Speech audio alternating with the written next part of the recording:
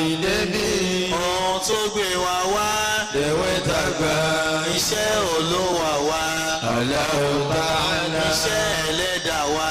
Allahu Ta'ala iṣẹ́ Allahu yìí o. Allahu Ta'ala òdodo ti dé. Irọ́ pamọ́. Òdodo wọ̀ bí. Irọ́ pamọ́. Òdodo wọlé. A'udhu billahi minash shaitanir rajim. Bismillahir rahmanir rahim. Alhamdulillahi allazi anzala ala abdil kitaba wa lam yaj'al lahu 'iwaja قيما لينذر بأسا شديدا من لدنه ويبشر المؤمنين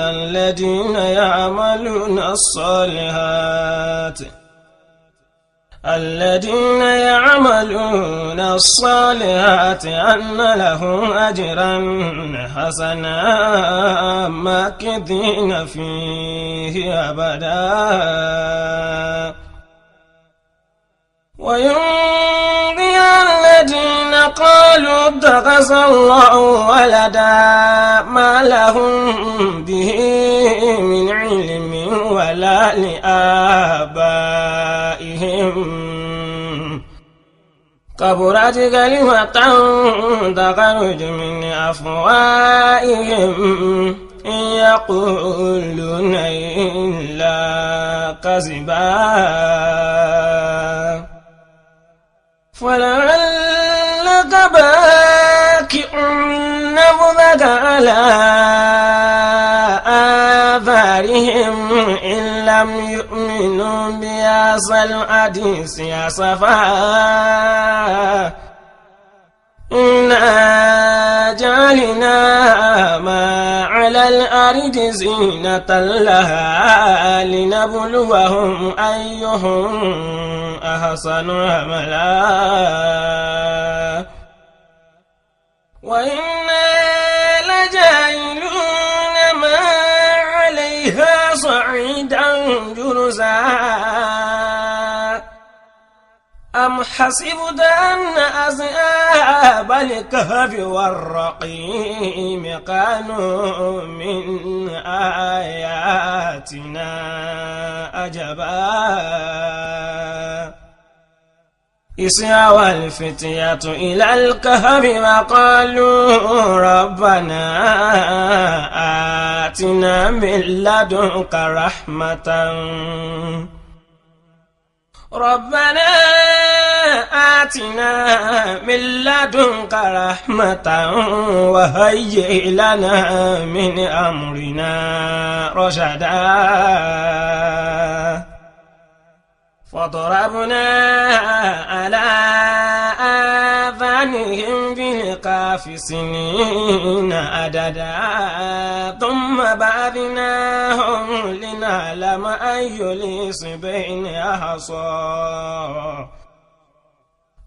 الحزبين أحصى لما لبثوا أمدا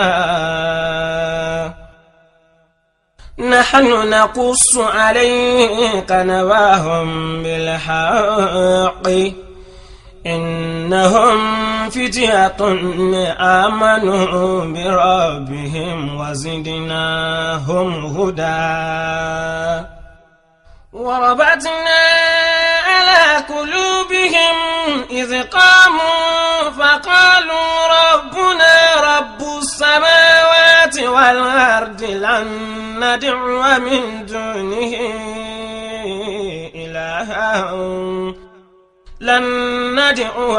دونه إلها لقد قلنا إذا شططا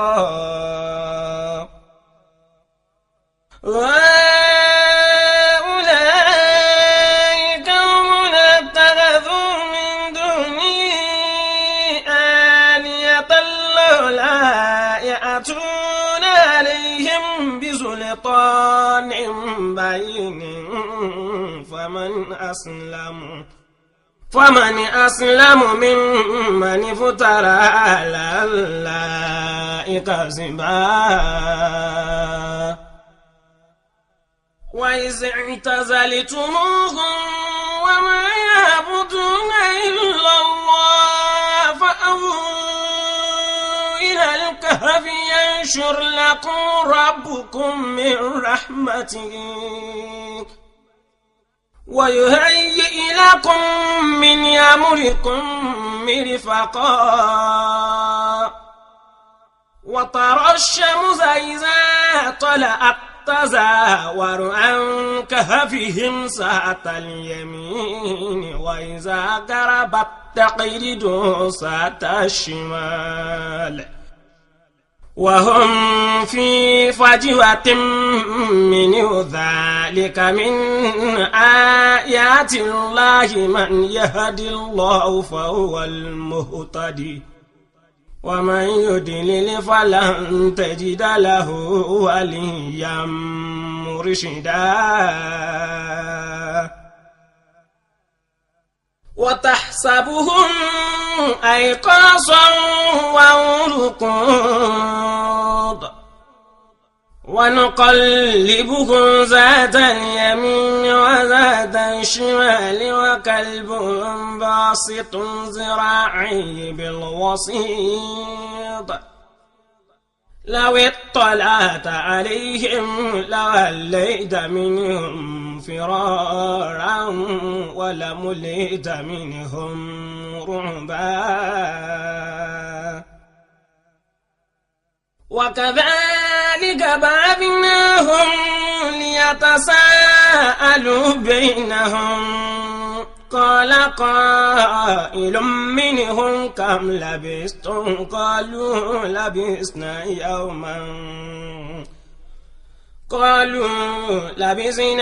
يوما أو بعد يوم قالوا ربكم أعلم بما لبثتم فابعثوا أحدكم بورقكم هذه إلى المدينة فلينظر أيها أزكى طعاما فليأتكم برزق منه وليتلطف ولا يشعرن بكم أحدا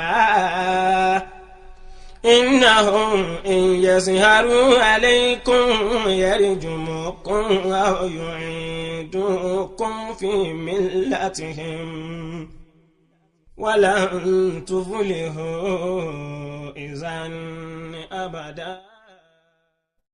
أعوذ بالله من الشيطان الرجيم. بسم الله الرحمن الرحيم. الحمد لله رب العالمين الرحمن الرحيم مالك يوم الدين إياك نعبد وإياك نستعين اهدنا الصراط المستقيم صراط الذين أنعمت عليهم غير المغضوب عليهم ولا الضالين. Amen. I greet every one of us tonight as usual. I say unto the free thinkers, the idol worshippers, the atheists, likewise the Christians in general. I say unto me, the peace of the Lord be upon you all. Amen. I say unto the Muslims all over the world that are here with me right now, and those that will be joining the program as it progresses. Likewise, those that are not opportune due to their working condition, that are not able to be here live right now. I say unto all over the world, Assalamu alaikum wa rahmatullahi wa barakatuh. Tonight, the topic we are about to discuss is right there on your screen. the covenant of God on prophets. Though I do say one thing, that the word prophet as a term belittled or cannot be equated with the word nabiyu. But to simplify in English language, because people call themselves prophet today, but the word nabi can never be used for any human being like the word prophet, even to the extent of having prophetess, which has never occurred among the Nabi of God. Though that's not the topic anyway. So when I mean prophets, I mean the real messenger of God that was sent with specific book. I repeat, when I mention prophets, I don't refer to your so-called prophets in Christendom. Those your pastors that refer themselves to the prophets. I didn't mean them at all. But the word prophet I referred to was that of God, that were given books like Noah, down to Enoch, down to Moses, Jeremiah, Isaiah, down to Jesus, then to Muhammad sallallahu alaihi wasallam, who happens to be the seal and the final prophet of God. So when I said covenant of God on prophet, I didn't mean your so-called pastors that call themselves prophets. No. That's why I said the word prophet belittled the word nabi in Arabic language. But let's just leave that side. Let's move on. Now, what is covenant? What is covenant? We need to understand the word covenant, the term covenant, before you can proceed and explain what God has to do with the covenant that he has made to prophets that were before us. What is covenant? I repeat. Covenant is an agreement with God.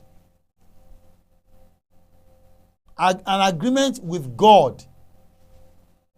And the conditional promise made to humanity by God. I repeat. Covenant is an agreement with God, man with God, and the conditional promise made to humanity from God. We are now going to look at the word, an example of an agreement, and that of conditional promise made to man. Conditional promise made to man can be traced back to Adam. Can we do what? Can be traced back to Adam. When God created Adam, placed him in the Garden of Eden for years, and God gave him a warning. A what? A warning. If you check Quran chapter 2, we call it Surah Al-Baqarah, verse 35. God said, And God said, O Adam, dwell and thy wife in the garden, and eat not, eat out of bountiful things, eat out of everything that is in therein, where you may be. But do not approach this tree,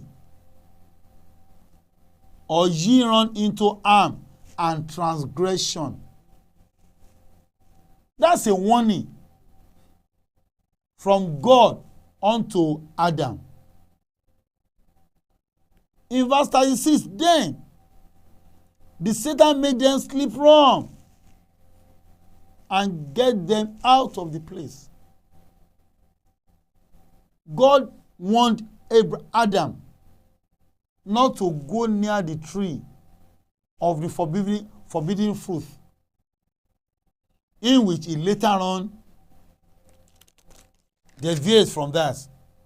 In verse 38, now this is an example of the conditional promise made by God. In verse 38, and God said, get down from here, and if, as is sure, there come unto you guardian, that's a promise, guardian from me, whosoever follow my guardian, on them shall be no fear, nor shall they grieve. That's a conditional what? Promise. That as you are going out of this garden, I'm going to be sending you prophets, as in messengers, that will be guiding your offspring from that of Satan planned ways for men. So God now said, if any one of you, any of your children, follow this guardian, you will have no problem with me. That's a conditional promise made to Adam from God. Now, if you check, likewise, we do have we have also there's some covenant between man and man as well. That if you do this, I'm going to do this. Man do have it as well. It's an agreement. Let's check what transpired between Abraham and Abimelech that period. You know, we have similar thing. Though we have the same, we have some similar story in the book of Genesis chapter 2. From verse 15 to 17. God said, and the Lord placed the man in the garden of Eden as its gardener, to tend and care for it. Verse 16, but the Lord gave the man this warning: you may eat out of the garden except fruits from this tree of conscience, for it will open your blah blah and all that. That's a warning. Now I said this very covenant also existed between man and man. That will happen between Abimelech and Abraham.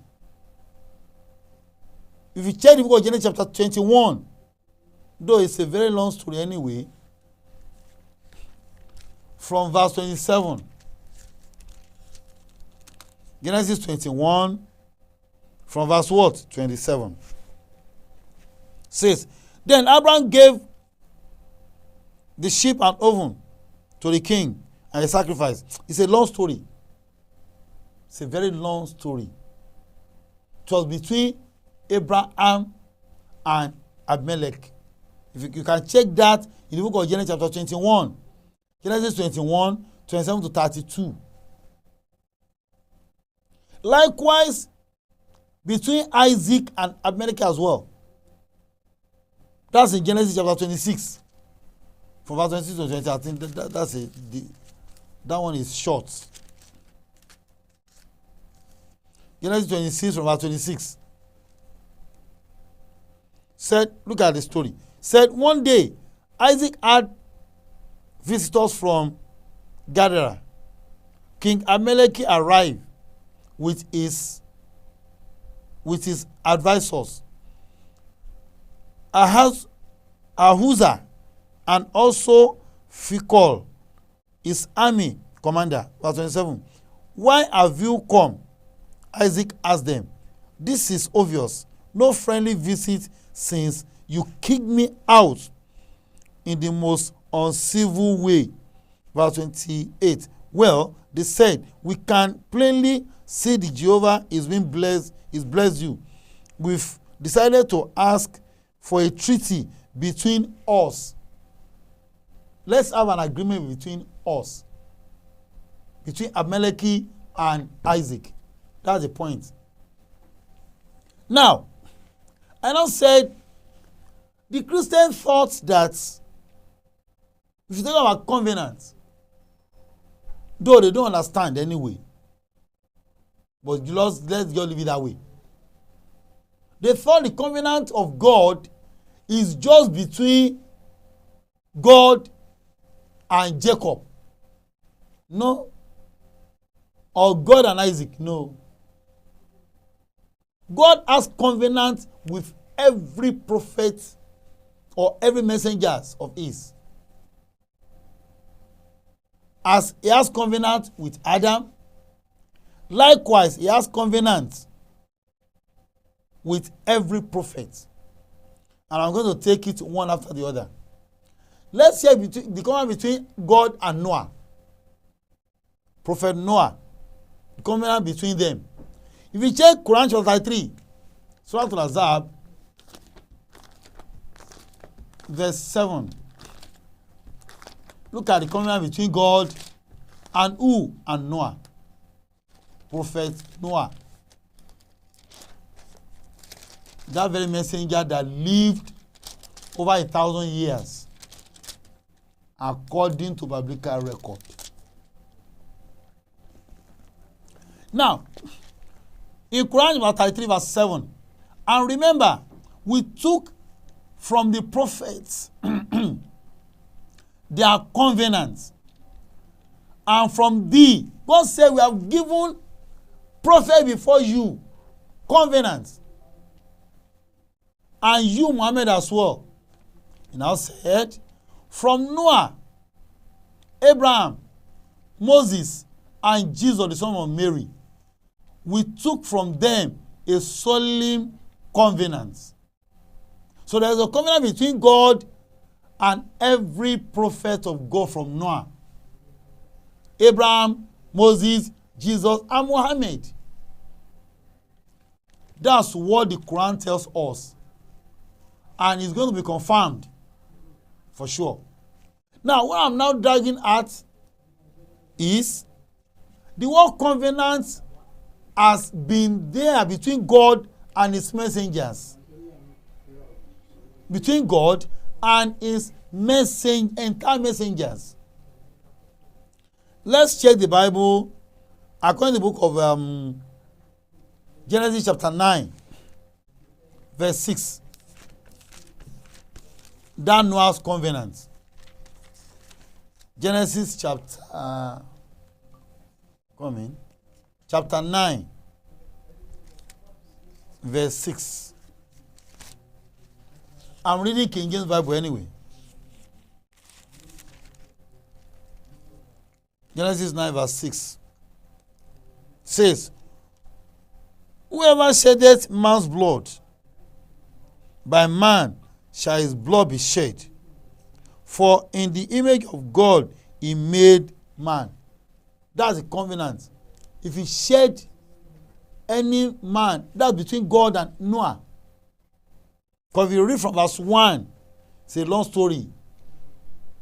So God was speaking to Noah from that 1 to 6. Now, in verse 11, 9 okay, sorry, let's say verse 9 before going to 11. And I behold, I establish my covenant with you, that's Noah, with your seed after you. So there's a covenant between God and Noah and his entire children. Verse 11. And I will establish my covenant between you, with you, neither shall all flesh be cut off any more by the water of a flood, neither shall there any more of a flood to destroy the earth.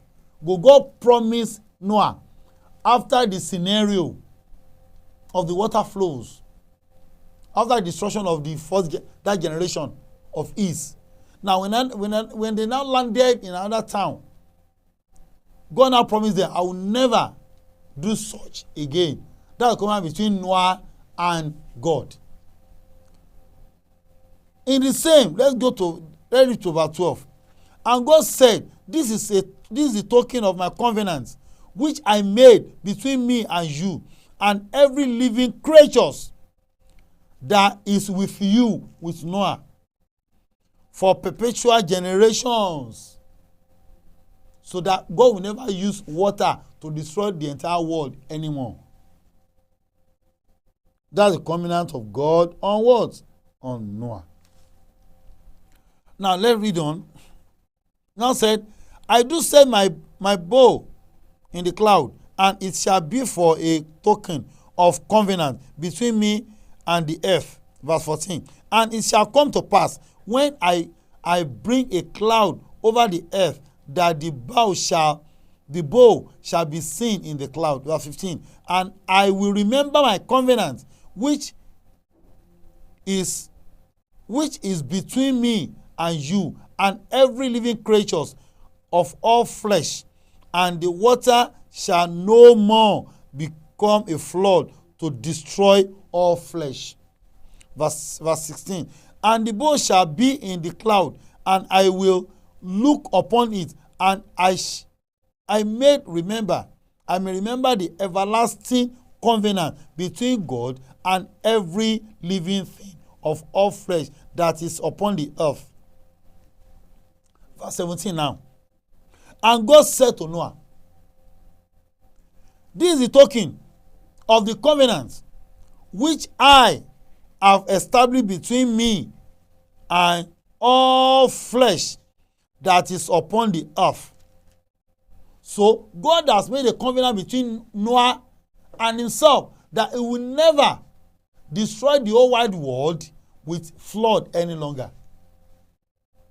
That's between God and Noah. So God made a covenant. So the covenant of God is on every messengers of God. That's how I'm starting a sample one after the other. So God has made covenant between himself and Noah. He has promised Noah that there's no condition that he will now uses the water as he has done it in time of Noah to destroy the entire world any longer. That's the covenant between Noah and God. Because of time, there are some prophets between Noah and Abraham. A lot of covenants. But because covenant of that of Abraham is very paramount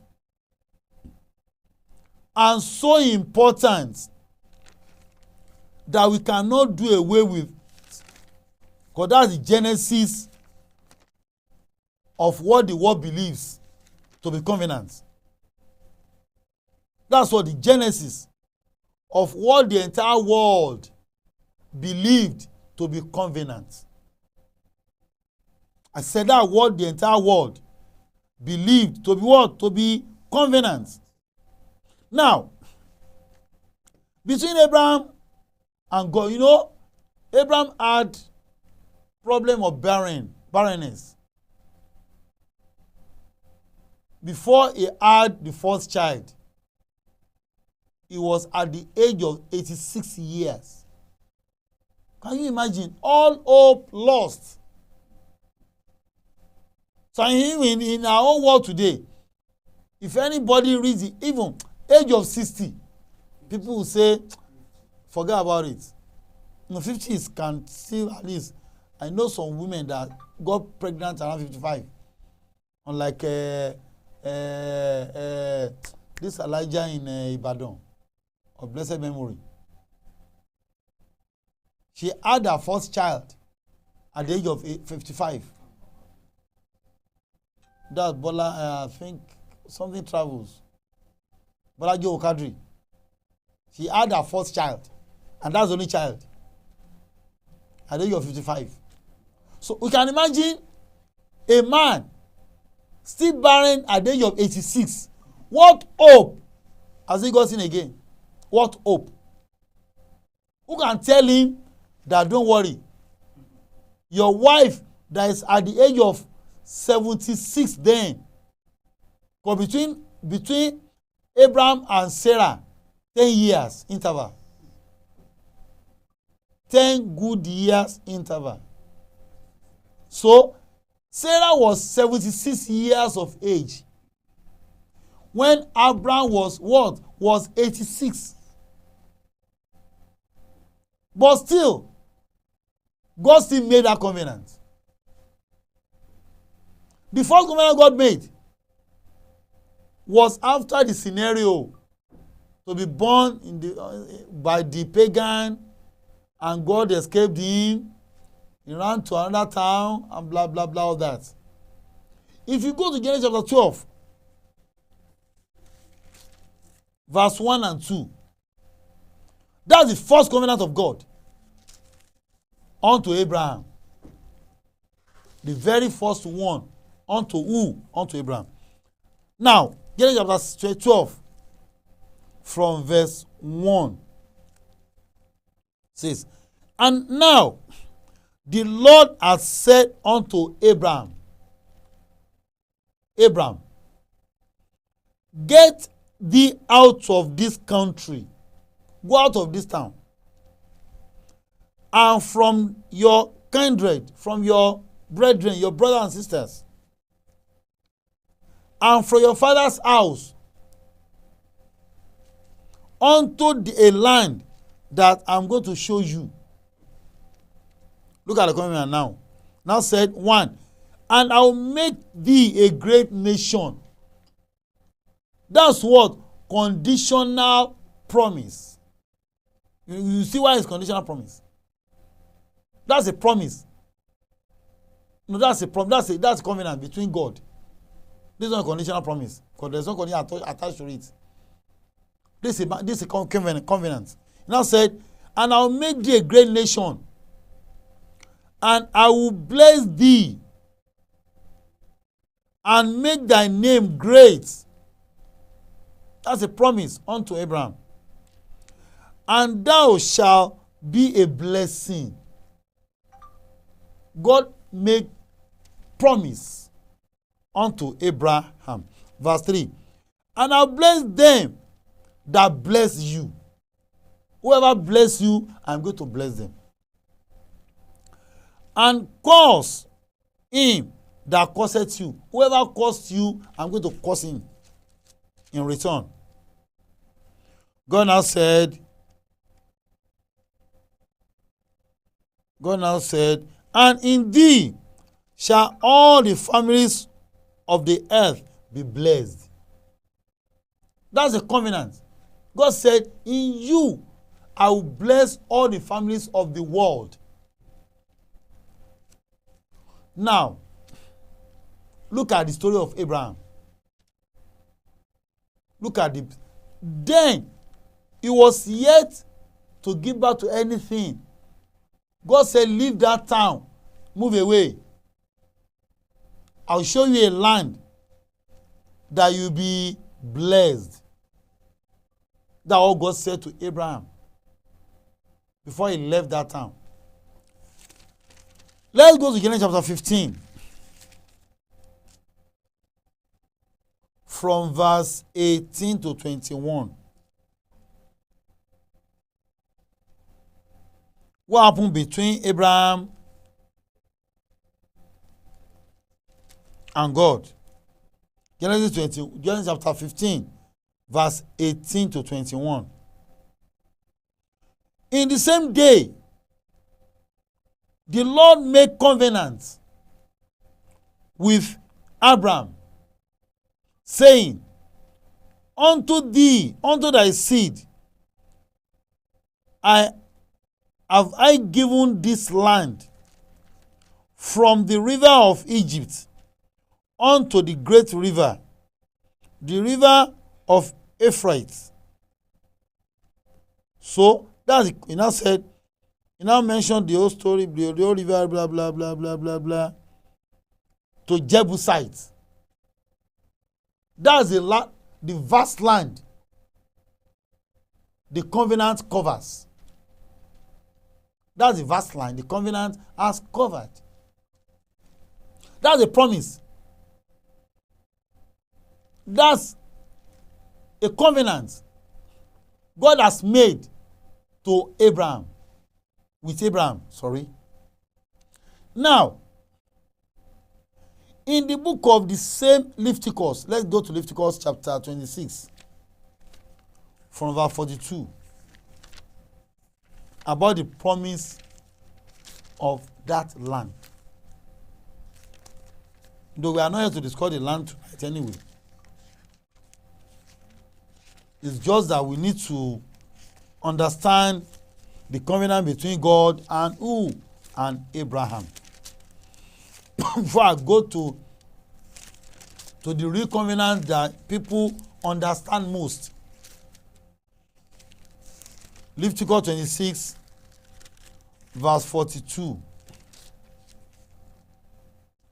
Now said, then will I remember my covenant with Jacob, that descendant of Abraham, and also my covenant with Isaac, and also my covenant with Abraham will I remember, and I will remember the land. The land also shall be left of them, and shall enjoy our Sabbath, while she lieth desolate without them, and they shall accept of all the punishment of their iniquities, because they despise my judgment, and because they are so abhorred my status. So to understand the whole covenant, that there's no messenger of God that God has never made a covenant with. It might be different in some areas, but God must surely make covenant with his messengers. That's the message. Now, let's now go to the real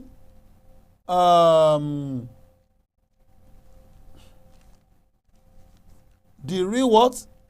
The real covenant between God and Abraham. In Genesis chapter 17,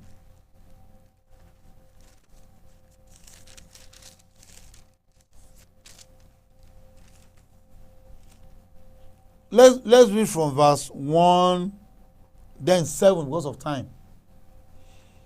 And when Abraham was 99 years old, he has given birth to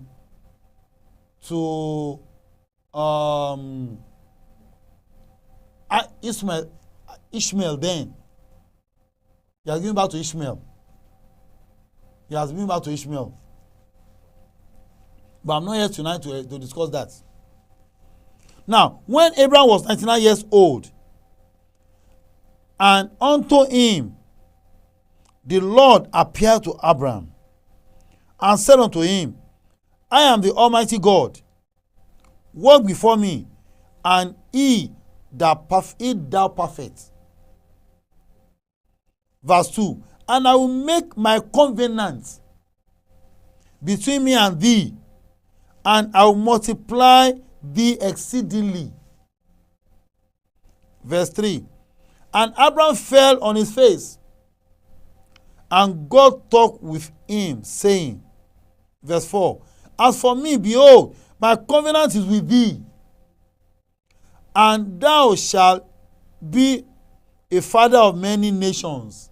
Because the Christian narrowed this covenant unto Isaac alone,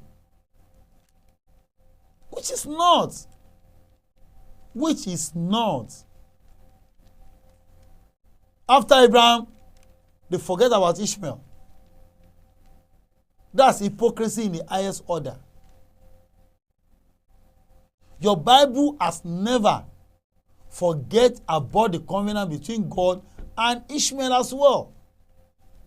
Let's continue. Now, verse 5. Neither shall thy name anymore be called Abraham, but the name shall be called Abraham. For a father of many nations I have made thee. In verse 6, and I will make thee exceedingly fruitful, and I will make nations of thee, out of thee. The kings shall come out of thee. That's a covenant, a promise from God unto Abraham. Now in verse 7, he now said, and I will establish my covenant between me and you and thee. God said, I will establish my covenant between myself and you, between God and Abraham. And thy seed after thee in generation for an everlasting covenant. In thy generation for an everlasting. Ever what? Everlasting covenant. Everlasting what? Covenant. Everlasting. It will never end. Now said, to be a God unto thee. To be a God unto thee. And to thy seed after thee. Now, in verse 10, what's that covenant? Verse 10, this is my covenant. You can remember the covenant God made with Noah, that he will never use his water to wipe away human existence on earth. And he has been keeping that covenant until today. No flood will wipe away the entire universe anymore. That's the Lord's covenant unto Abraham. Likewise, that was unto Noah. But unto Abraham now, this is the covenant of God we are about to hear now. And it shall be an everlasting covenant. We will now ask ourselves, the Muslims and the Christians, who is keeping the covenant of God to Abraham now? God has said, this is my covenant, which you shall keep between me and you, and thy seed after thee. Your generation after you, you must keep that covenant. Every man, every male child among you shall be circumcised. That's the covenant of God unto Abraham. Every male child among your offspring shall do what? Shall be circumcised. Verse 11. And ye shall circumcise the flesh of your foreskin, and it shall be a token of the covenant between me and you. Verse 12. And he that is 8 days old shall be circumcised among you. every male child in your generation, he is born in the house or bought with your money, or of strangers, which is not from thy seed, shall be circumcised. Now, to keep that law, to keep that covenant, Abraham have to practice, lay an example of that covenant before his entire house. In verse 25, that book of Genesis chapter 17, that's 25 now. And Ishmael, his son, was, okay, let me tell you verse 24. Abraham was 99 years old when he was circumcised in the flesh of his foreskin. A man of 99 years old was circumcised to lay that example unto his children and unto his household. And Ishmael, verse 25 now, and Ishmael was 13 years old when he was circumcised in the flesh of his foreskin. So, 13-year-old boy was circumcised, and that of 99 years old man, that's Abraham, was also circumcised. In verse 26, in the same day was Abraham circumcised and his son. Fine. 27, and all the men in his house, all those that were living with him, even, look at it, and I said, born in his house and bought with his money of the strangers, were also circumcised with him. So even the slaves, the maid that were living in Abraham's house, also partake in that covenant. And that was an everlasting covenant. If I go to a point that Moses forgot to keep that covenant, he was about to be killed by God. He was about to be killed by God. Look at what happened in Exodus chapter 24.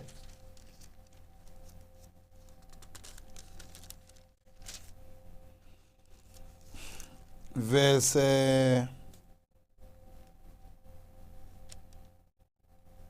it verse 3 or 4? I'm coming. Okay, this is Genesis. Exodus 24. Or is it 24 or 4? I'm coming. Exodus chapter 4. Exodus 4. Verse 24. Look at what happened. It happens to Moses. He forgot to circumcise his son. Exodus 24, verse 24 and 25. Exodus 4, 24 and 25. Now said, it shall come to pass, it came to pass by the way in that the Lord met him, Moses, and sought to kill him. He was about to be killed by God. In verse 25, his wife now noticed that, wow, we made a mistake, you forgot. He now said, then Zipporah took a sharp stone and cut off the foreskin of her son, and it cast it at the feet, and said, surely a bloody husband art thou to me. You forgot. Look at how serious that covenant of circumcision is. And look at the Christian perception of that very covenant. Look at the Christian perception. How they ignored that covenant. How Paul, the establisher of Christianity, ignored that covenant. An everlasting covenant, for that matter. A what?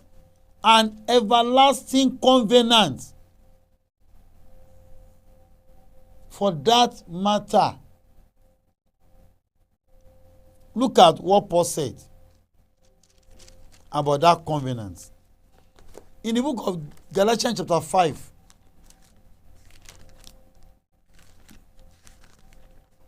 Galatians 5 verse 1 and 2. He said,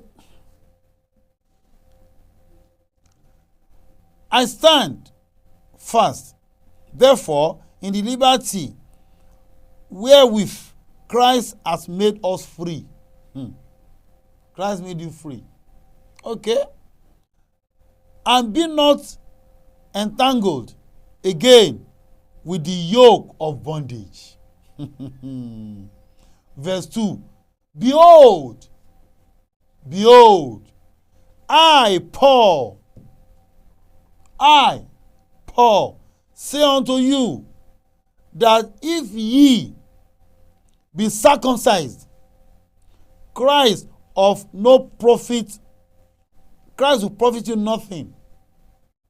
Can you imagine that? An everlasting covenant between God and Abraham and his entire generation after him. An everlasting covenant. A man now came and flawed it out. Paul now flawed it out. He said, I, Paul, say unto you. That's the commandment. I say unto you that if you allow yourself to be circumcised, Christ profit you nothing. An everlasting covenant. Look at verse 3. He said, I testify again to every man that is circumcised, that he is a debtor to that old law. Can you imagine? That if you allow yourself to be circumcised, you are bound to keep the old law. Which means, if you are not circumcised, you have no obligation to that law. Is that not the meaning? That's the meaning. If you allow yourself to be, if you are circumcised, you are obliged to face the old law, to keep the old law. But if you are not circumcised, you are not under the law. Allahu Akbar. In verse 4, he now said, Christ is become of no effect unto you. Whoever of you are justified by law, ye are falling from the grace. Can you imagine that? In verse 6, he said, for in Jesus Christ neither circumcision availeth anything, nor uncircumcision, but faith which worketh by love. Can you imagine that? Look at how he has condemned, erased, terminated a covenant of God unto Abraham.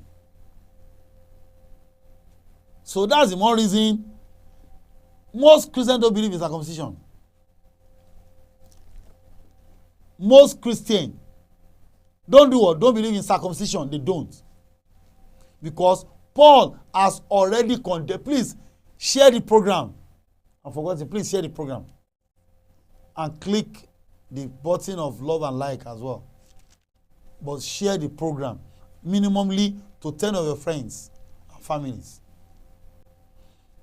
Now, and I said, look at how Paul has condemned the everlasting covenant between God and Abraham. He said, forgo circumcision. It has no meaning. If you allow yourself to be circumcised, you are bound under the law. You have to keep the whole law. But if you desist, if you don't partake in that circumcision, you are free under the law, according to his own perception. No, can that be will of God? No, can that? No. That cannot be. You should know that. That can never be. You should know that. That's not the will of God, for sure. Now, let's check another covenant between Abraham and God as well. Let's see what happened to Ishmael. Because there's a covenant between God, Abraham, Isaac, Ishmael. There's a powerful covenant between them. But let's go to Genesis chapter 17. The same 17, no, the same Genesis 25, sorry. I think we are through with that 17, with that of circumcision.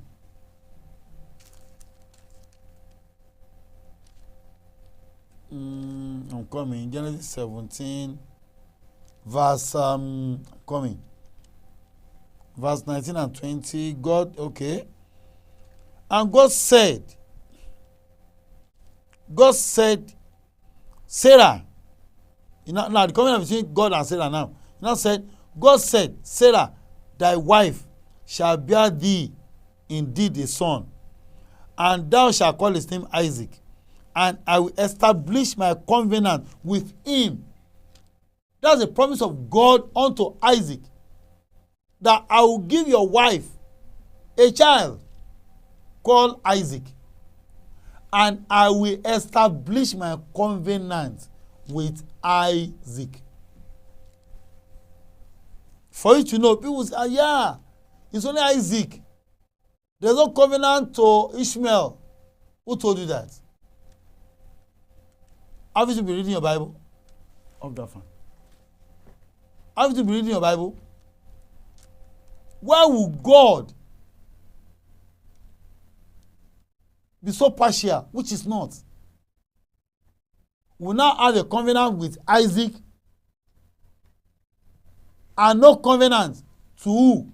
To Ishmael. That's not done. Our God is God of justice. God of who? God of justice. So it's not partial. God is not partial.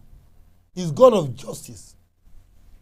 Now, look at, God said, I'm going to make a covenant between myself and Isaac, with him for an everlasting covenant, and with his seed after him.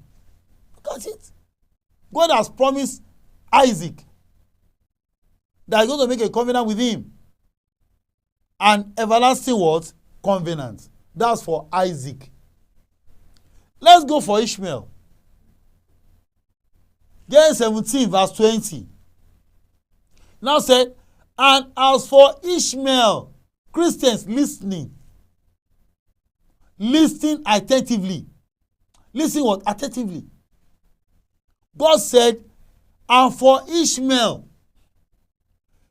I have had thee. Behold, I have blessed him, and I will make him fruitful, and I will multiply him exceedingly. 12 princes shall he beget, and I will make him a great nation. That's a covenant. That's what? A covenant. That's a promise. Unto who? Unto Ishmael. Now, let's check what transpired. The covenant of God on Isaac now. I'm sorry, of Ishmael, because that's the firstborn of Abraham. Let's go to the book of Genesis chapter 25.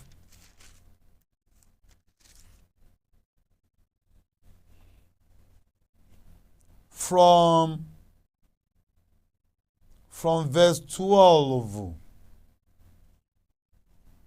God said, Abraham had another wife, who is called Keturah, that bore him 6 children. There's no covenant for those children. The Bible has never said anything about those children. So we have no business. Even the Quran has never mentioned those children anyway. So we have no business with them. But the one we are concerned with is Isaac and Ishmael. Those are direct descendants of Abraham. Other ones are siblings. Now, in Genesis 25, from verse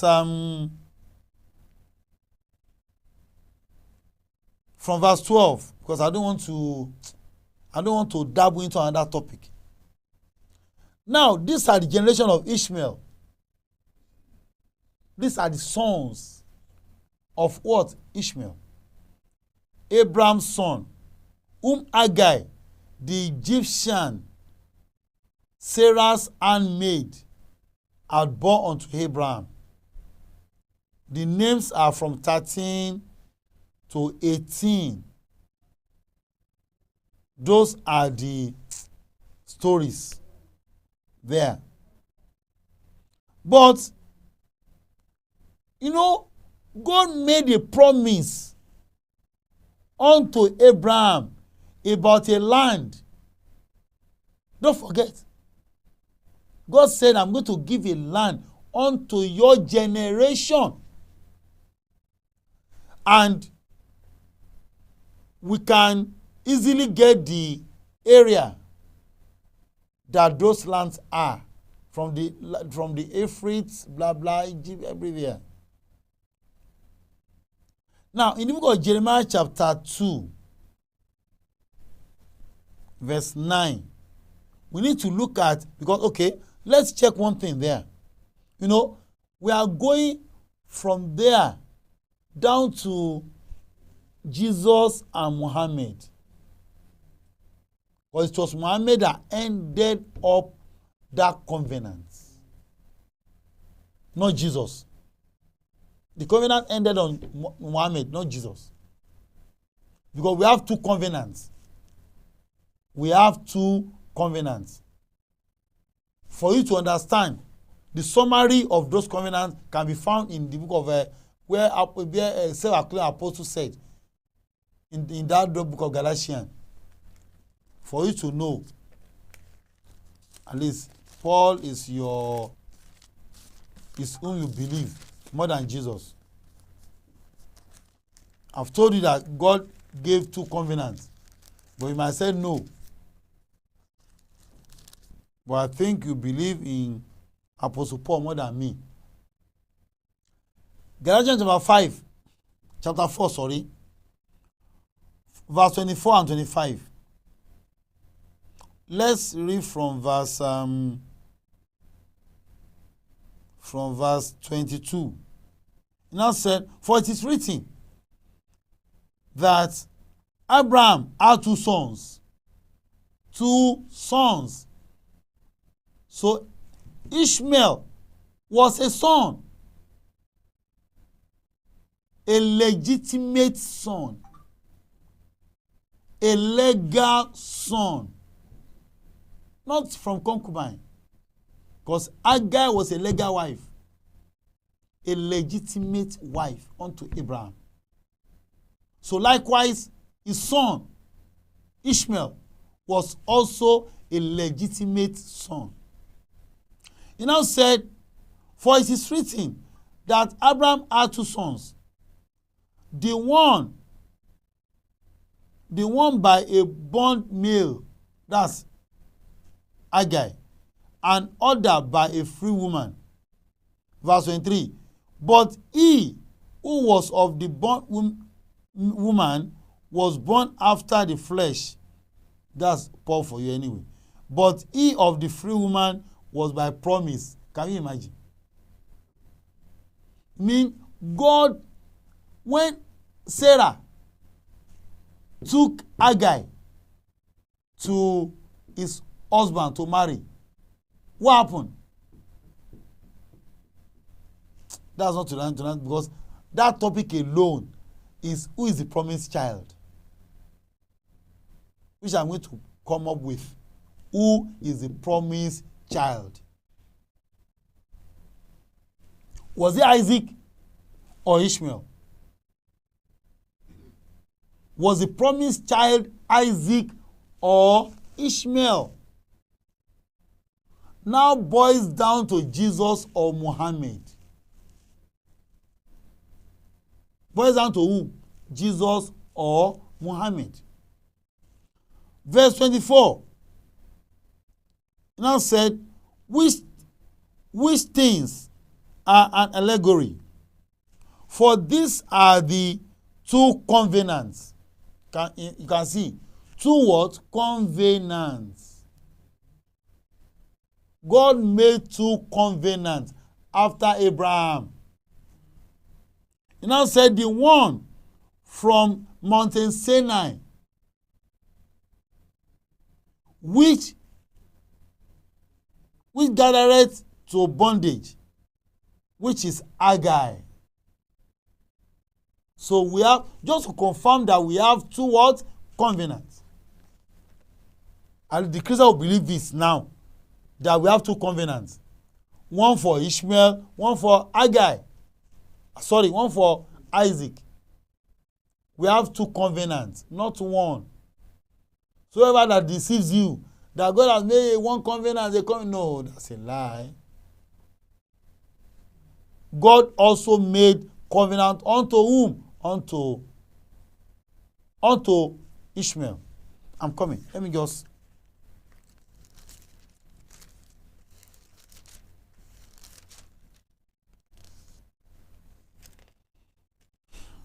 God also does what?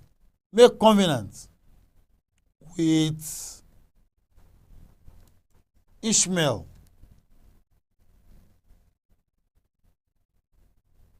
Let me just try to figure out something here. I'm trying to avoid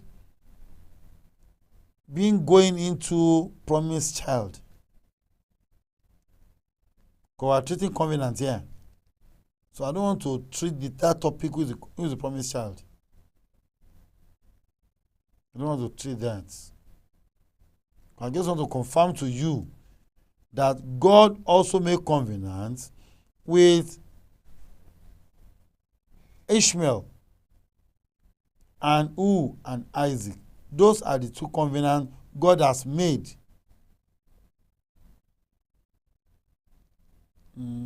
Okay.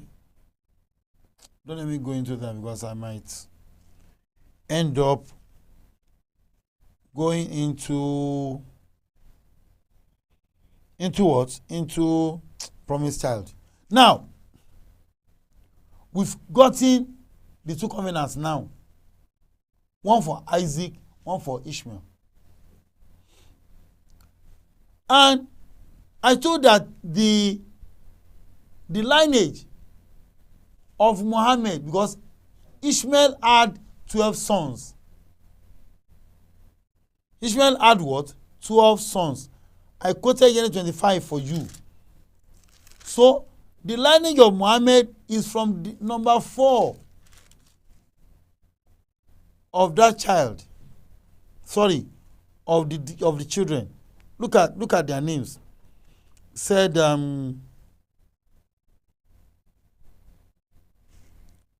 want to check the names of now Genesis chapter 25 from verse 12. Now these are the generation of Ishmael, Abraham's son, which Agai the child blah blah blah blah for him. Verse 13. These are the names of Ishmael's son by their names according to their generation. The firstborn of Ishmael is Nadab, Nabajot, and Kedar. That is second son. So Kedar is the second son of whom? Of Ishmael. So out of this Kedar now came Muhammad sallallahu alaihi wasallam.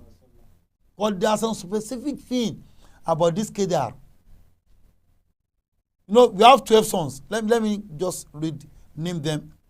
And Adbel, and Misham,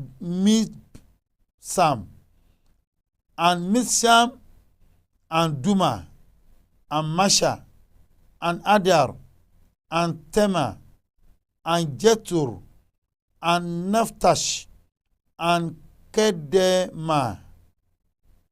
Those are the 12 names of the sons of Ishmael. So I get my point. Now I said that Kedar was the lineage of Muhammad, because somebody special is coming from that generation, from that lineage. That was the reason why the Bible kept on pointing to that Kedar, Kedar, Kedar, Kedar. To what? To that Kedar, Kedar, Kedar. This is a storybook anyway. Let's check the book of Jeremiah chapter 2, verse 9. About Kedar. Jeremiah 2, verse 9.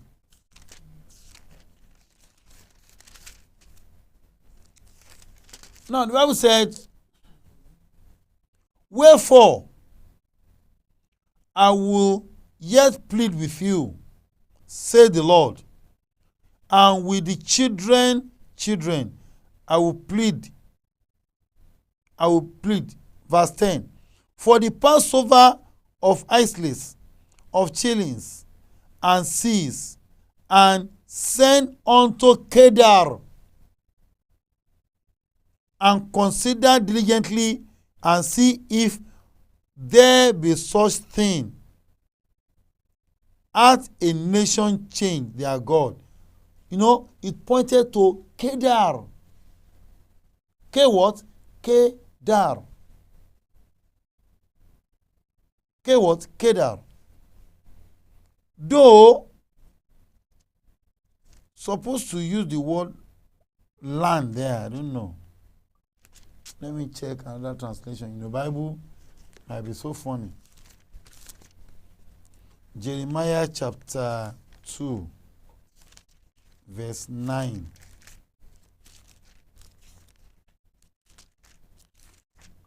Jeremiah chapter 2, verse 9.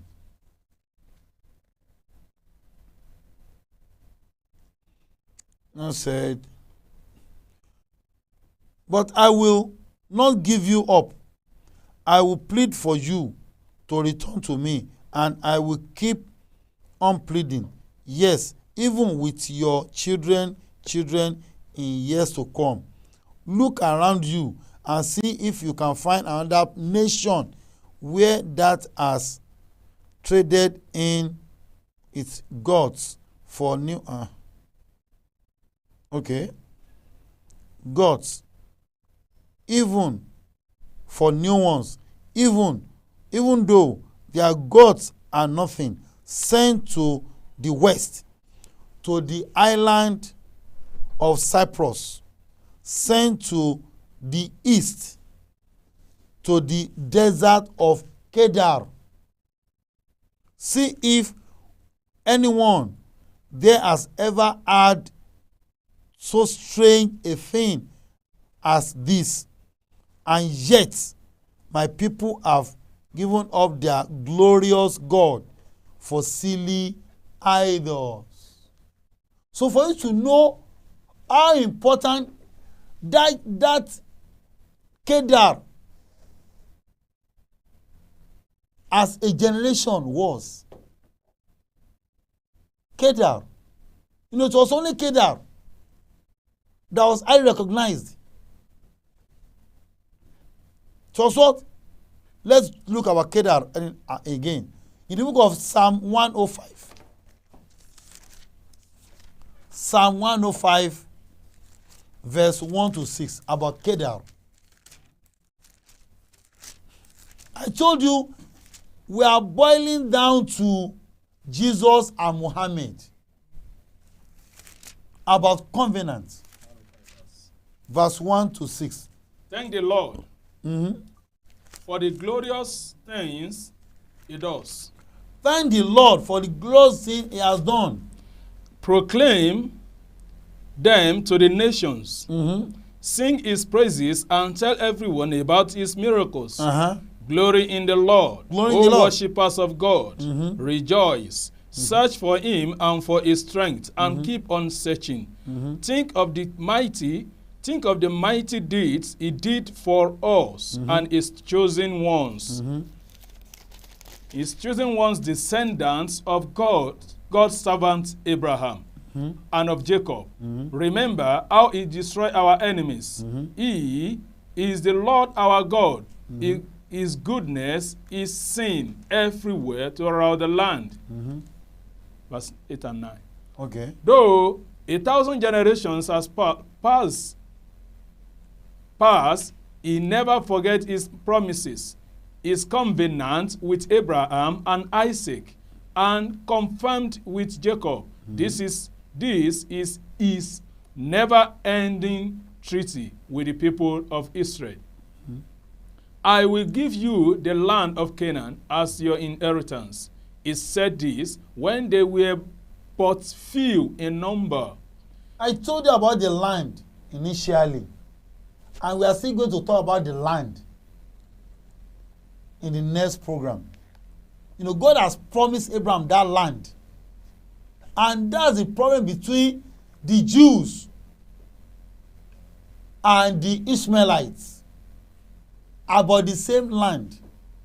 Who occupies that land? God, that's the first covenant of God between Abraham when he left his father's house. That I'm going to show you a land. He now tells us where the land starts from and that's where it ends. I've read that in the Bible, from the land of Egypt, blah blah blah, to the end. Who will inherit that land? For you to know that covenant of God ends on one of the children, either Isaac or Ishmael. Isaac down to Jacob. Isaac down to Jesus. And Ishmael down to Muhammad. So those are the two covenants. Now, God had a message to the Arabians now. In the book of Isaiah chapter 21. Isaiah 21 from verse 13. 21 from verse 13 says, Yeah.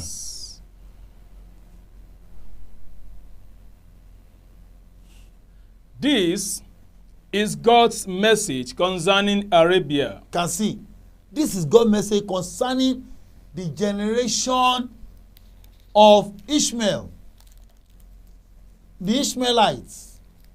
This is God's message unto them, for you to know that God recognizes them, not Israelites alone. God recognizes the generation of what? Of Ishmaelites.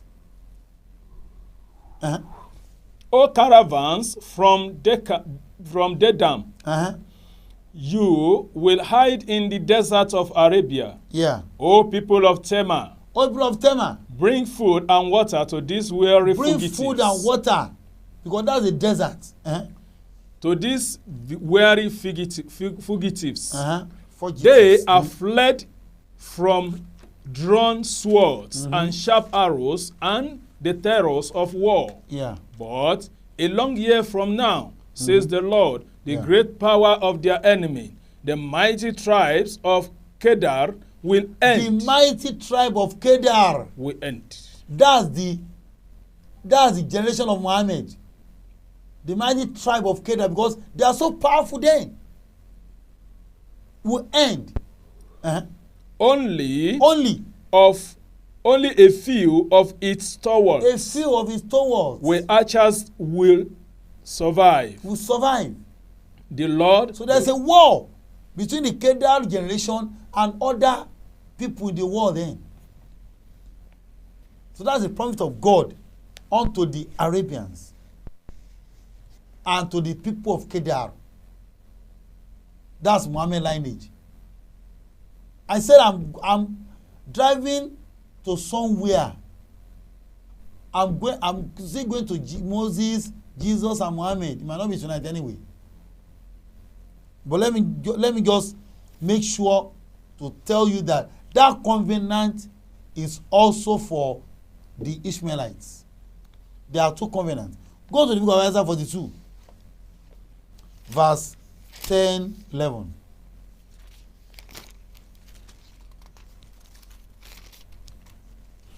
Verse 10 and 11. Yeah. Now, sing a new song God says, sing a new song to the Lord. To the Lord. Sing his praises. Sing his praises. All you who live in hearts. Who live on earth, No. remotest corners. Sing, oh, sing, all you who live in distant lands beyond the sea. Join in the chorus, you desert cities. Kedar and Selah. Kedar and those who live in it. And you too, dwellers in the mountain tops. Let the western coastland glorify the Lord and sing his mighty power. Now, God was commanding those that live in God. Kedar then was an established city, a big town, a big nation that has its children all over, spread across the Arabian peninsulas. That's Kedar. Kedar, Muhammad generation. Okay. Let's go to the book of Isaiah as well, verse 60, chapter 60, verse 7. Chapter 60, verse 7. Chapter 60, 60, verse 7. The flocks of Kedar. The flocks of Kedar shall be given you. Shall be given unto you. And the rams of Nabaoth. And the rams of Nabaoth. For my altars. For my altars. And I will glorify my glorious temple in that day. So for you to know that God recognizes Kedar as a generation existing and to come. I said that was the generation of Muhammad. You trace Muhammad down to Kedar. To round up the word Kedar issue for tonight, let's go to Jeremiah 49, verse 28 and 29.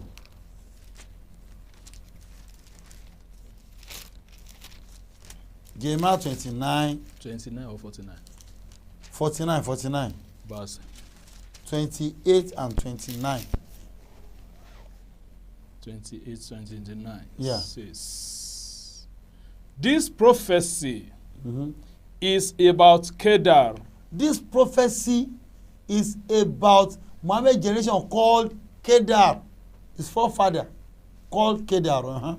And the kingdoms of Assur, And the kingdom of Assur, which are going to be destroyed by Nebuchadnezzar, which are going to be destroyed by Nebuchadnezzar, king of Babylon. that destroyer, that king of Babylon. God has made a prophecy that there's no way you Kedar town and other town, Nebuchadnezzar is coming to destroy you guys. Continue. Verse 28. Yeah. The Lord has opened his armory and brought out weapons to explode his wrath upon his enemies. The terror that befalls Babylon will be the work of the Lord, the God of hosts. No. Go back to that 28. Okay. Concerning Kedar and concerning the kingdoms of Hazor, which Nebuchadnezzar the kingdom of shall smite, thus says the Lord, arise ye, go unto Kedar, and spoil the men of the east. Verse 29. Their tenants and their flocks shall they take away. They shall take to themselves their curtains and all their vessels and their camels, and they shall cry unto them. Fear is on every side. For Jeremiah chapter 49 verse 28 and 29. So that's all about Kedar. All about Kedar.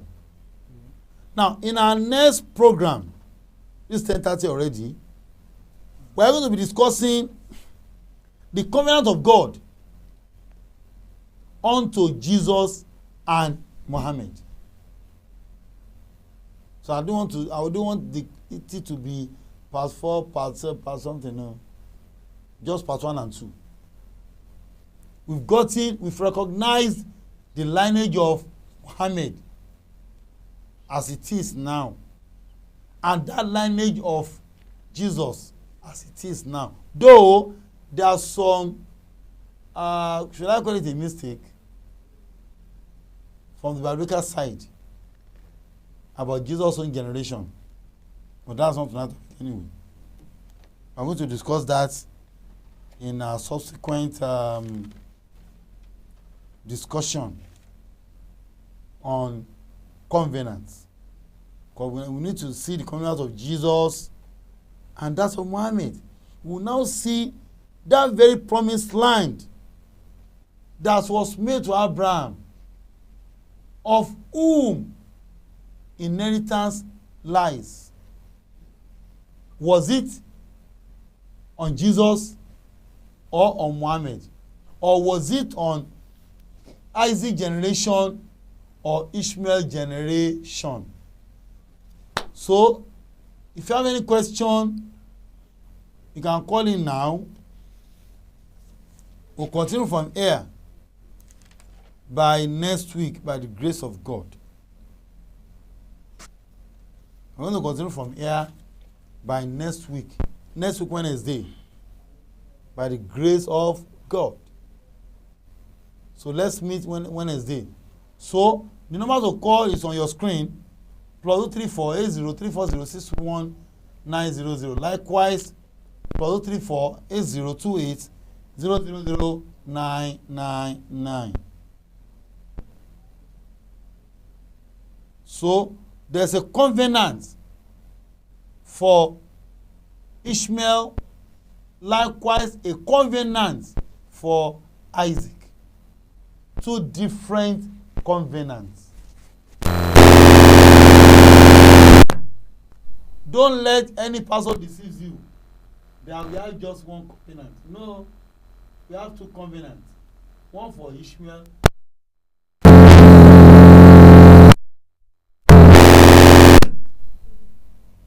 What's going on, engineer? So I'm going to wait for about 2 minutes or so. So if no one is calling, then maybe people are waiting for the concluding part of this very topic. Yeah, the covenant of God. 2 covenants, one for Ishmael, one for Isaac. So we've seen that Ishmaelite was also recognized quite all right in your Bible. So the covenants now will now be established. That those promises by God will be shown, and to know on whom it lies. I can see some comments here. There's one Dr. Ebenezer Alade Oluwagbemi Olojede. He said, this religion never give you people peace.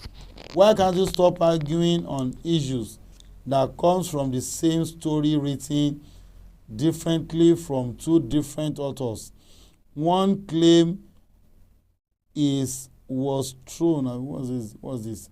Other claim it was. I don't understand your message, Mr. Sorry, Dr. Ebenezer Alalade Oluwagbemi Olojede. Olojede should be okay. Oloje, okay. I don't understand your message. You can call in. That's normal to call there to explain yourself better to the whole wide world. I cite you, Obale Kuti. Kudos, sir. Longest time no see.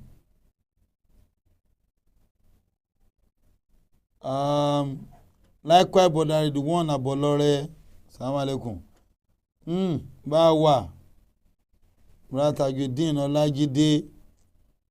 Adeyanju Awelewa. Shefiu Adebayo Temitayo. Likewise, brother Wasiu Alabi Nofiu. Abbas Ayodele Olawale Fatai.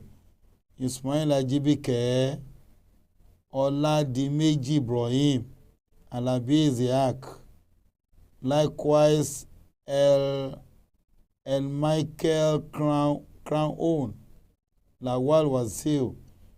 I'm expecting a call from Dr. Ebenezer Alalade Oluwagbemi Ojedele.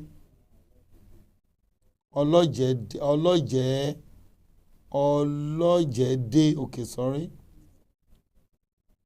Olojede. I cite you, Rodiya Mojid. Likewise, Yaya Labi Lawal, Abdulsalam Atairu, Ibrahim Bola Adebisi J.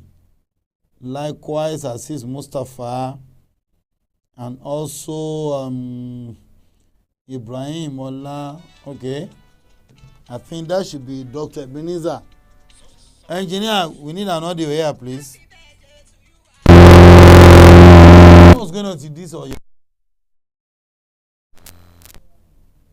hello? Hello, engineer, we need an audio here.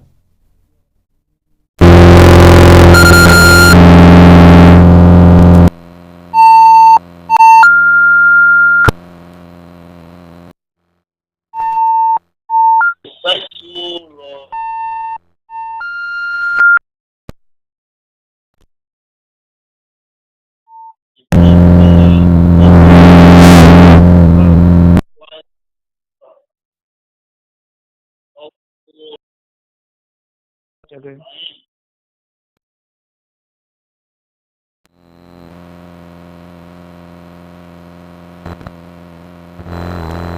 Engineer, we need an audio.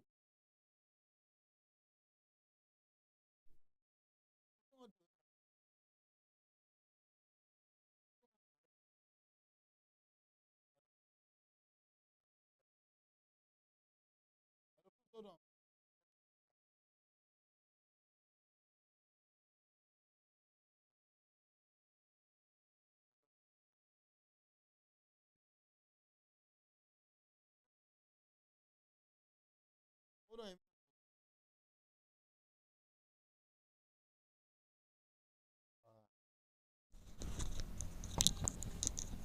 Alpha.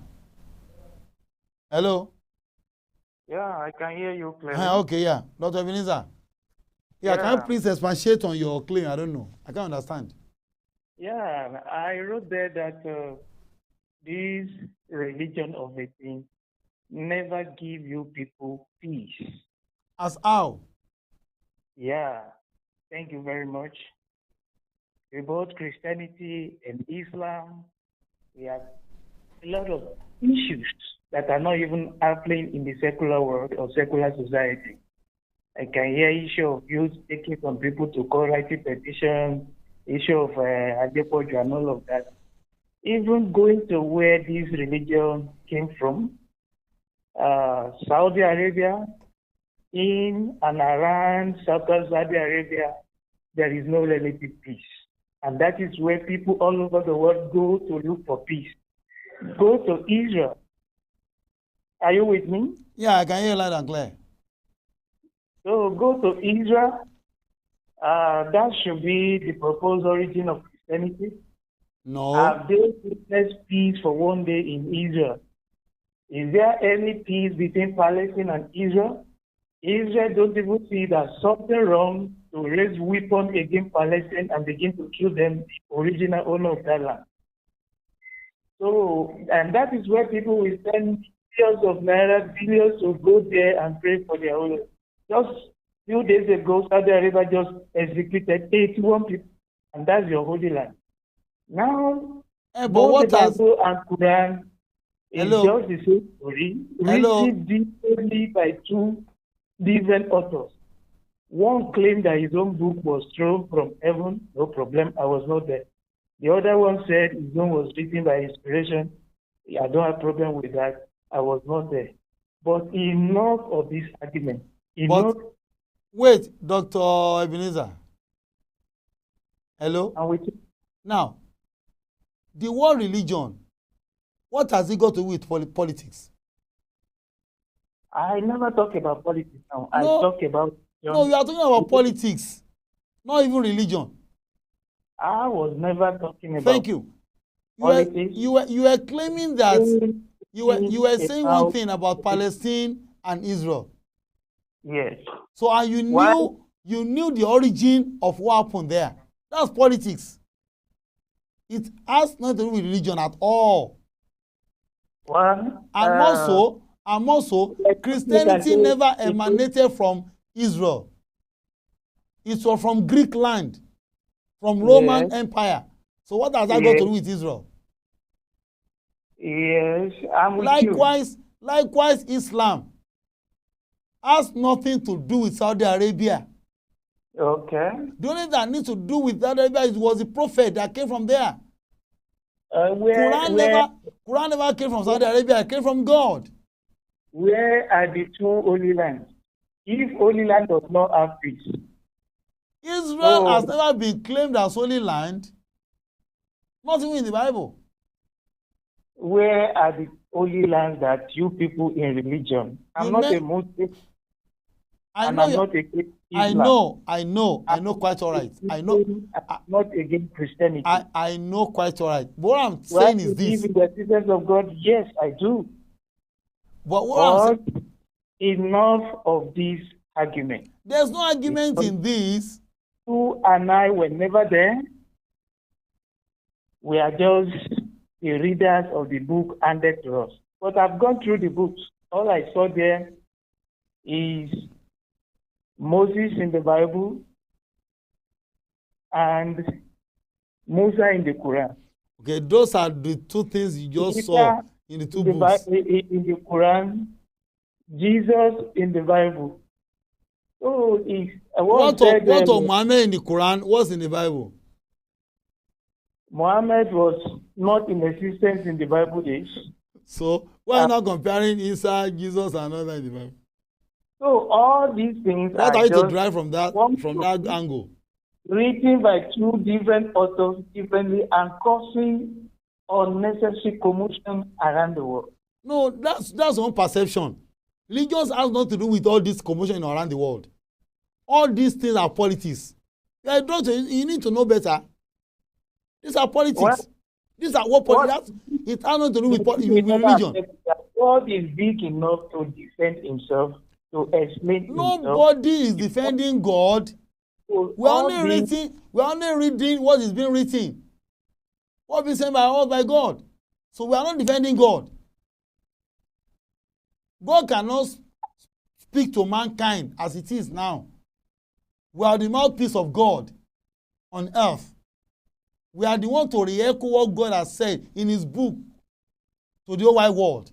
So we are not defending God. We are only reading what is being there in his book. So why are we defending God? We are not defending God. Well, all the wars being fought over the world is not okay. You mean hello, Dr. Ebenezer? You mean the war between Ukraine and Russia now is religion? Well, you apply that to religion? Is why some of us will never come to any religion. No, because religion has nothing to do with war. When something all these are politics. I'm not trying to cut you. When something is true, it does not need much argument or much premise. Nobody is arguing. So it's just proving to us that these two things might not be true. That is why all these. There are not even two things. There's only one thing. All time from time to time. There are no two things. There's only one thing. There's only one religion. All other ones are sects. The organizations. There's no way in the Bible written Christianity is a religion. It's not a religion. It's a way of life. So if you talk about religion, you talk about Islam. Christianity is not a religion. We are only one religion on earth. That's Islam. And it has never caused any commotion on earth.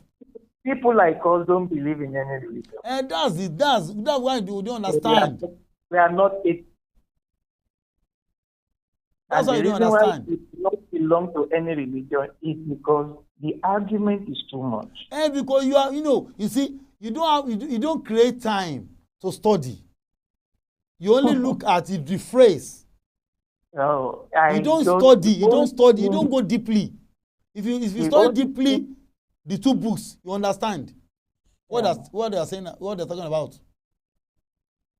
But because you zero your mind and your perception was the peaceful coexistence does not exist. Of course it does. What happened in the world today is politics. Mere politics. Everything is being politicized. So they've used politics to rule everything we are in this world now. Politics in Islam, politics in Christendom, even politics in the normal life.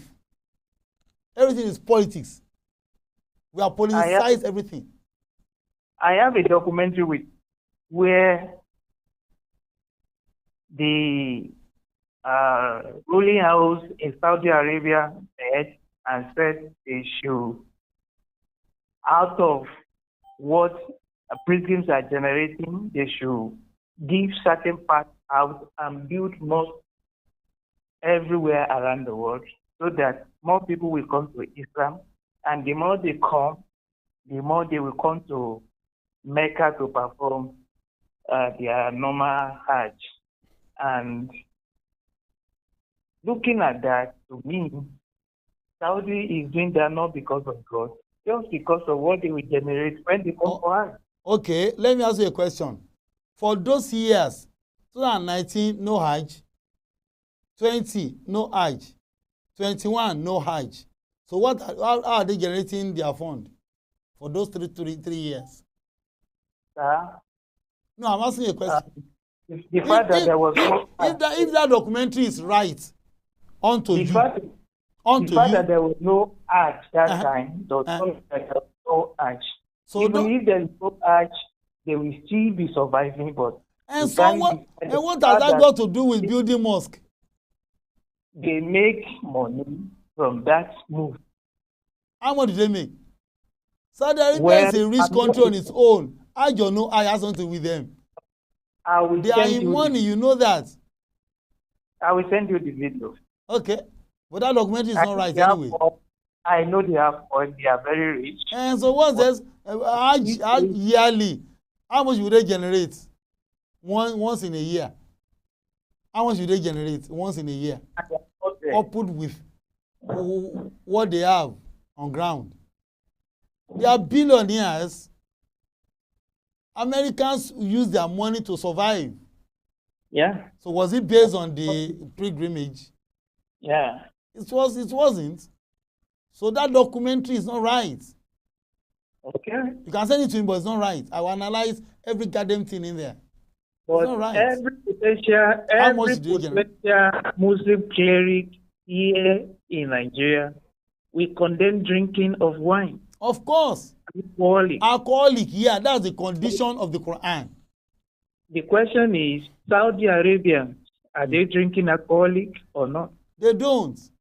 It's forbidden. They do.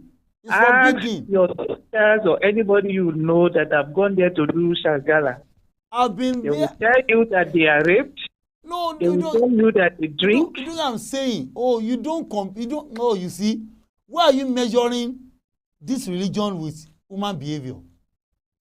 This is a constitutional book, Quran. Nobody can come outside Saudi Arabia to do all this. They can only do that in their own inner room. It's everywhere. It's everywhere. You cannot justify that. They do shagala, they rape them. Is that Quranic? You cannot come openly and say that we rape you. It's not possible. We are saying all this because that is where the Holy Land is. You know what I'm saying? I said people. And that is the language in which Quran is written. You don't even get the point. You don't get the point. People live in Saudi Arabia does not mean that they are holy. Holiness is not in Saudi Arabia, it's in the Quran. Even ones are there, Nigerians are there, even the Igbos lives in Saudi Arabia. Are they Muslims? Christians do shagala in Saudi Arabia, are they Muslims? They don't. Because the Quran will make you holy, not the what's it called? Not their behavior. You need to understand that. Right? Hello? Hello. Yeah, I want to sound like. Who's calling from UK? It's me. I'm not mentioning them. This man is just wasting your time. What is discussing you has nothing to do with the program that you're doing tonight. No, it's a free thinker anyway. It's a free thinker. No, getting off the air is just disturbing you. He's gonna use it to make himself popular again. Why do you let these people use it to make themselves popular? After a while, I will tell you that he wants to come to the program to come and do the program. No, to come to your program. No, this cannot debate me. This cannot. Dr. Bisa cannot debate me. I'm very sure he can't. He's a free thinker. He's not a Muslim. Yeah, and he's not a Christian. There's nothing to debate over. He's saying rubbish. What he doesn't know. He's rubbish. Okay. He's talking rubbish.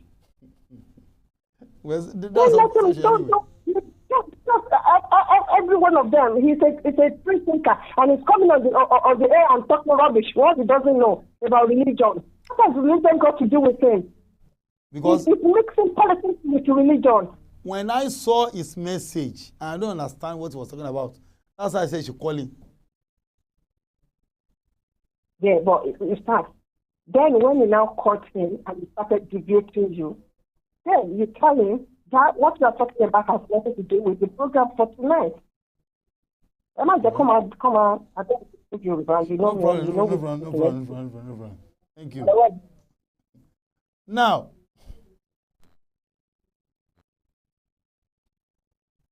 so I thank every one of us that has been here for the past almost 2 hours now. And by tomorrow, our 3 days program comes up at Abiodun Street in Shomolu, Lagos here. When you get to Nipan bus stop from Ojuelegba, just by the side, that very road from between police station and that filling station, just as of Abiodun Street. Take an Okada or Marwa down there. From Thursday, Friday, Saturday till Sunday morning, by the grace of God. We're going to be there. Thursday is 9 to 11. Friday, 9 to 11. Saturday till dawn. Till we meet on that Saturday, on that Thursday night. Though it's Yoruba program anyway. Remain blessed. Subhan Rabbika. Rabbil Izzati amma yasifun. Wassalamu ala mursalin. Walhamdulillahi rabbil alamin. Engineer, let's go.